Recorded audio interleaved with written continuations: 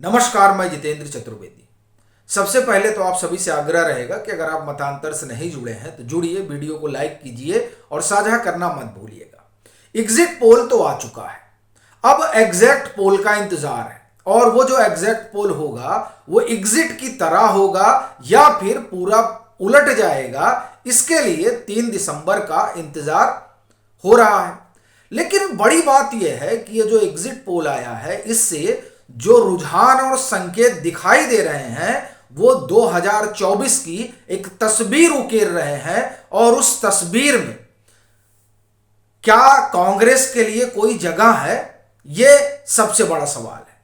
दूसरा, जो क्षेत्रीय छत्रप हैं वो कहां खड़े होंगे, और तीसरा, नरेंद्र मोदी की अगुवाई वाली भाजपा की स्थिति और परिस्थिति क्या होगी, इस पर हम सबसे बाद में बात करेंगे।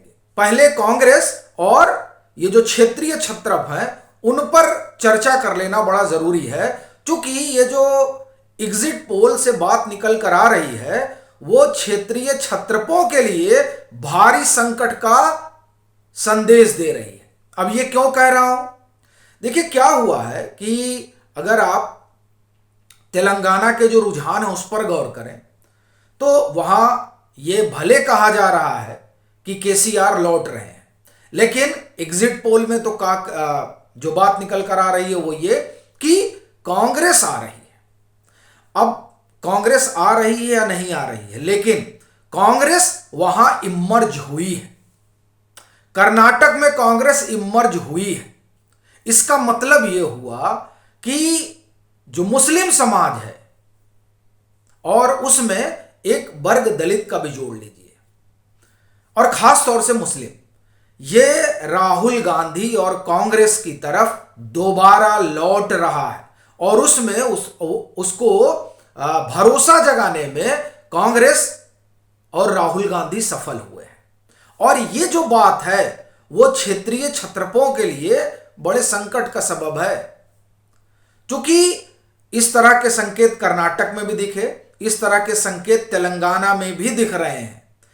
तब सवाल यह उठता है कि उत्तर प्रदेश में समाजवादी पार्टी का क्या होगा, क्योंकि समाजवादी पार्टी का इंटरनल सर्वे है जो संडे गार्जियन ने छापा था, उसमें यह बात निकल कर आई थी कि 60% जो मुस्लिम हैं उत्तर प्रदेश में वो मन बना रहे हैं कि हमको कांग्रेस की तरफ जाना है।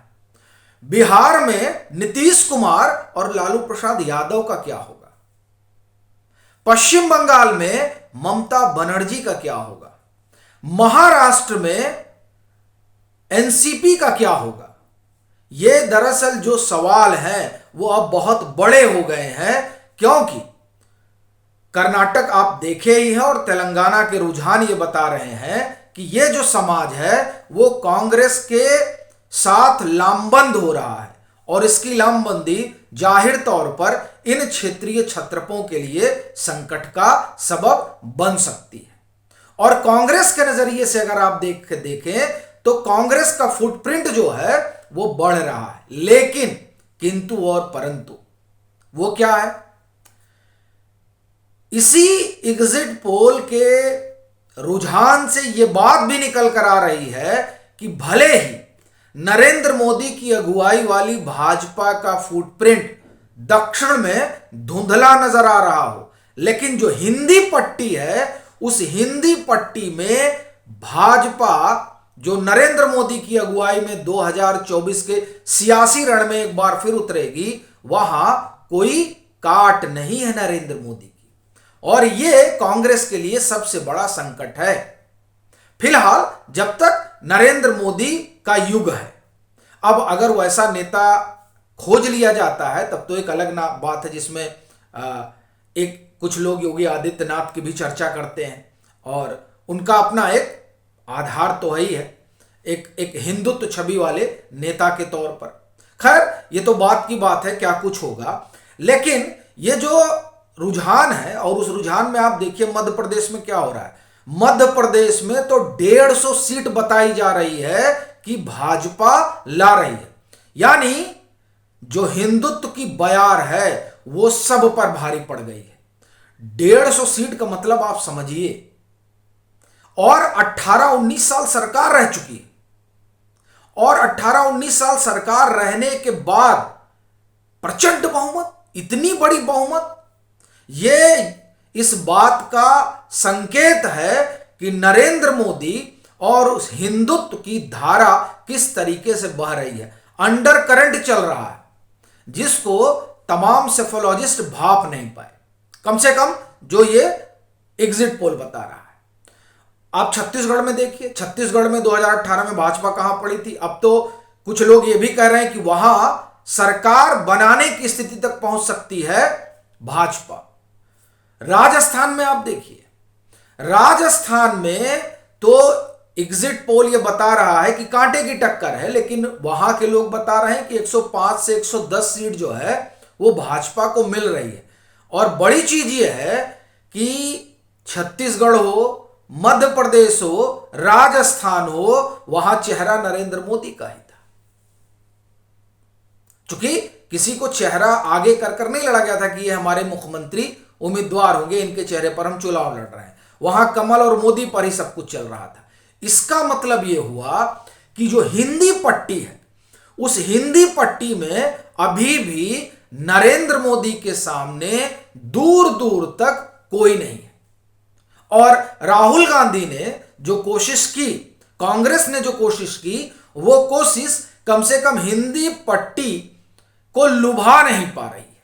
हां, एक खास मतदाता वर्ग उनके पक्ष में लामबंद हो रहा है, और वो लामबंदी तमाम क्षेत्रीय दलों के लिए संकट का सबब है। मगर जिस लहर पर भाजपा चल रही है, जिस हिंदुत्व की धारा में भाजपा का मतदाता वर्ग खड़ा है, वो दरअसल कांग्रेस नहीं तोड़ पाई है, और कांग्रेस वहां पिछड़ रही है। लेकिन इसके साथ साथ यह भी है कि ये जो भारत जोड़ो यात्रा दक्षिण भारत के लिए चुनी गई थी कि इसका सब कुछ, मतलब देखिए आधा टाइम तो दक्षिण भारत में ही रहे, तो उसका असर दिखने लगा है। और उससे देखिए, अब आप आउटराइटली रिजेक्ट तो नहीं कर सकते हैं, लेकिन ये ठीक भी है। अगर क्षेत्रीय छत्रप निपट जाए तो कम से कम आमने सामने की लड़ाई होगी। और जिस तरीके से ये चीजें आगे बढ़ रही हैं, उससे तो यही लग रहा है। और दक्षिण भारत में आप देखिए, दक्षिण में कर्नाटक में एक प्रयोग हुआ, और उस प्रयोग पर हम लोग बार बार बात कर चुके हैं। फिर चूंकि वहां प्रयोग यह था कि साहब देखिए, मुस्लिम लामबंद हो गए, खड़गे साहब जिस समाज से आते हैं वो पूरा समाज लामबंद हो गया। यही चीज कमोबेश तेलंगाना में दिखाई दे रही है होते हुए, क्योंकि कोई चमत्कार तो हुआ नहीं है, बस जो आधार कांग्रेस से खिसका था वो कांग्रेस की तरफ बढ़ चला है। यही एक चीज हुई है, और इसलिए दक्षिण में कांग्रेस का उभार होता दिखाई दे रहा है। हां, अब भाजपा के लिए दक्षिण में कितनी स्थिति परिस्थिति बनेगी, इस पर आकलन होता रहेगा। लेकिन एक साफ बात अब दिखाई दे रही है कि जो हार्टलैंड है, हिंदी हार्टलैंड, वहां भाजपा का बहुत जोर है। वहां नरेंद्र मोदी, आप समझिए कि उनके अलावा और किसी को कोई चुन नहीं पा रहा। तो इसलिए 2024 में तो ऐसा लग रहा है कि भाजपा कहीं 350 न पहुंच जाए। ये जो कहा जा रहा था ना कि अब तो डिक्लाइन होगा, तो ये जो एग्जिट पोल के संकेत हैं, ये संकेत बता रहे हैं डिक्लाइन नहीं होगा, अभी तो भाजपा और चढ़ने जा रही है, और कांग्रेस भी कुछ हासिल करेगी। लेकिन इन क्षेत्रीय छत्रपों का क्या होगा, यह अपने आप में एक सवाल बना रहेगा। आपकी क्या राय है, जरूर साझा करिए। मतांतर से मैं फिर कहूंगा, नहीं जुड़े हैं तो जरूर जुड़िए, खूब लाइक कीजिए, खूब साझा कीजिए।